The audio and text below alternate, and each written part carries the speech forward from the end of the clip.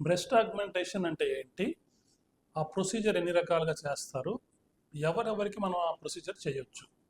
నా పేరు doctor Pavulu Srinivasarao, senior consultant plastic and cosmetic surgeon, Nellore Apollo specialty హాస్పిటల్లో. సో ఈరోజు మనం బ్రెస్ట్ ఆగ్మెంటేషన్ అనే ప్రొసీజర్ గురించి, ముఖ్యంగా ఆ ప్రొసీజర్ ఎవరెవరికి చేయొచ్చు అనే దాని గురించి, ఎలా చేస్తారు అనే గురించి తెలుసుకుందాము.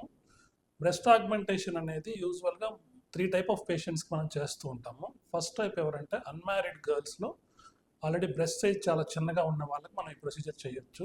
సెకండ్ టైప్ ఎవరంటే మ్యారేజ్ అయిన తర్వాత, ప్రెగ్నెన్సీస్ అయిపోయి, లాక్టేషన్ అయిపోయిన తర్వాత కొంతమందికి బ్రెస్ట్ సైజ్ తగ్గిపోతూ ఉంటుంది, వాళ్ళకి కూడా మనం బ్రెస్ట్ ఆగ్మెంటేషన్ చేస్తుంటాము. థర్డ్ టైప్ ఎవరంటే ట్రాన్స్జెండర్స్, వీళ్ళలో చెస్ట్ అనేది మేల్ టైప్లోనే ఉంటుంది, కానీ వీళ్ళు ఆడవాళ్ళ మాదిరిగా బ్రెస్ట్ సైజ్ పెంచుకోవాలని అనుకుంటున్నాం, వాళ్ళకి మనం బ్రెస్ట్ ఆగ్మెంటేషన్ చేస్తుంటాము.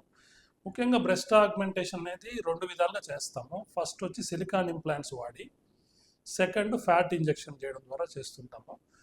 సిలికాన్ ఇంప్లాంట్స్ వాడి మనం బ్రెస్ట్ ఆగ్మెంటేషన్ చేసినట్లయితే దానికి మెయిన్ అడ్వాంటేజ్, అది కరెక్ట్ షేప్ అనేది, సైజు పర్ఫెక్ట్గా వస్తుంది. దాంతోపాటు పర్మనెంట్గా మనం బ్రెస్ట్ ఇంప్లాంట్స్ మనం ఉంచేసుకోవచ్చు.